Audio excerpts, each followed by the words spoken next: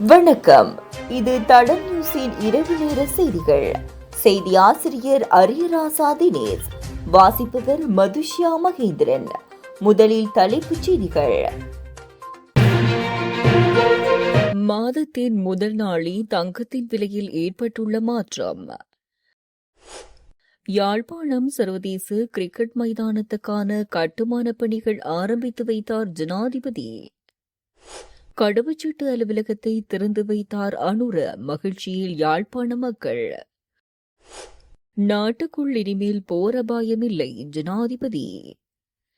எனக்கு ஆதரவளித்த அனைவருக்கும் நன்றி. முன்னாள் ஜனாதிபதி ரணில் விக்ரமசிங்க. தொடர்பான விரிவான செய்திகள். இலங்கையில் கடந்த சில மாதங்களாக தங்கத்தின் விலையானது சற்று ஏற்ற இறக்கத்துடன் காணப்படுகிறது. அந்த வகையில் கடந்த சில நாட்களாக தொடர்ச்சியாக அதிகரித்த தங்க விலையானது இன்று மீண்டும் அதிகரித்துள்ளது.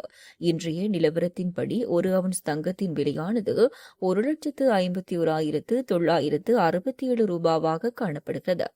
அத்தோடு 24 கேரட் தங்க கிராம் 37,110 ரூபாவாக பதிவாகியுள்ள நிலையில் 24 கேரட் தங்க பவுன் 2,96,900 ரூபாவாக பதிவாகியுள்ளது. 22 கேரட் தங்க கிராம் ஒன்றின் விலை 34,020 ரூபாவாக பதிவாகியுள்ளதுடன் 22 கேரட் தங்க பவுன் 2,72,150 ரூபாவாக பதிவாகியுள்ளது. மேலும் 21 கேரட் தங்கம் ஒரு கிராமின் விலை 32,480 ரூபாவாக பதிவாகியுள்ள நிலையில் 21 கேரட் தங்க பவுன் இன்றைய தினம் 2,59,800 ரூபாவாக பதிவாகியுள்ளமை குறிப்பிடத்தக்கது. யாழ்ப்பாணம் புதிய சர்வதேச கிரிக்கெட் மைதானத்துக்கான கட்டுமான பணிகள் சற்று முன் ஜனாதிபதி அனுரகுமார திசாநாயக்க தலைமையில் ஆரம்பித்து வைக்கப்பட்டது. அதன் பின்னர் அந்த இடத்தில் நடைபெற்ற மக்கள் சந்திப்பிலும் ஜனாதிபதி கலந்து கொண்டுள்ளார்.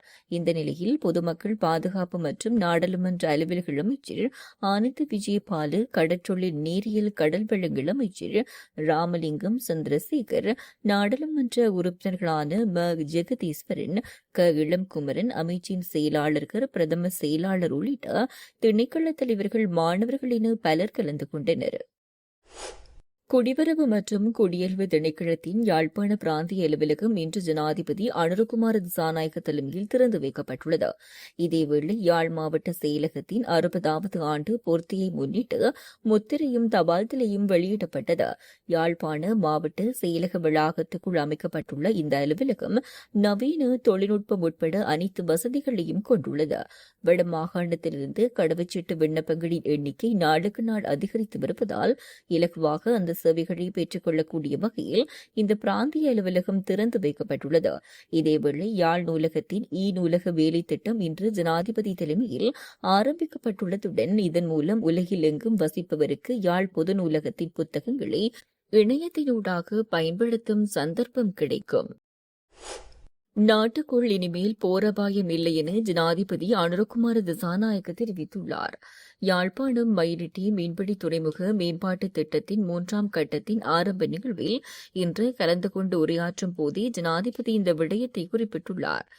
மயிலிட்டி மீன்பிடி துறைமுக மேம்பாட்டு திட்டத்தின் 3ஆம் கட்டத்தை ஜனாதிபதி இன்று ஆரம்பித்து வைத்தார். இதன் கீழ் வடக்கு மாகாணத்தில் உள்ள மீனவ சமூகத்தினருக்கும் கிழக்கு மற்றும் தென் மாகாணங்களில் இருந்து வரும் மீன்பிடி படகுகளுக்கும் நீர், மின்சாரம், எரிபொருள், குளிர்பதன சேமிப்பு வசதிகள், வலைப்படுத்தும் மைய வசதிகள், ஏலம் விடுவதற்கான மண்டப வசதிகள் மற்றும் வானொலி தொடர்பு மைய வசதிகள் போன்ற அத்தியாவசிய சேவைகளை வழங்க திட்டமிடப்பட்டுள்ளது.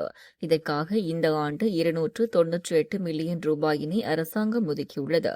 நாட்டில் பிளவுபட்ட மக்களை ஒன்றிணைப்பதில் வடக்கு மக்கள் ஒரு தீர்க்கமான காரணியாக கடந்த பொதுத் தேர்தலில் இருந்ததாகவும் எதிர்காலத்தில் இந்த ஒற்றுமை மேலும் வலுப்படுத்தப்பட வேண்டும் என்றும் ஜனாதிபதி கூறியுள்ளார்.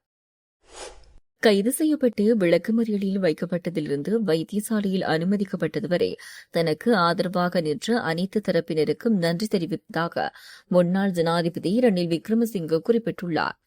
இன்று ஊடகங்களுக்கு விசேட உரையொன்றை ஆற்றி வெளியிட்ட அவர், தான் கைது செய்யப்பட்ட தருணத்திலிருந்து சமூக ஊடகங்களில் தனக்கு ஆதரவாக நின்ற அனைத்து தரப்பினருக்கும் நன்றி தெரிவித்துக் கொள்வதாக கூறினார். அனைத்து தரப்பினரையும் பின்னர் சந்திக்க உள்ளதாகவும் முன்னாள் ஜனாதிபதி அந்த உரையில் குறிப்பிட்டுள்ளார். இது போன்ற செய்திகளை தெரிந்து கொள்ள தடம் நியூஸ் சேனலை சப்ஸ்கிரைப் செய்து அருகிலுள்ள பெல் பட்டனை கிளிக் செய்யுங்கள். மேலும் இது போன்ற செய்திகளை உடனுக்குடன் தெரிந்து கொள்ள தடம் FM.com என்ற இணையதளத்தின் வாயிலாகவும் எங்களுடன் இணைந்து கொள்ளுங்கள்.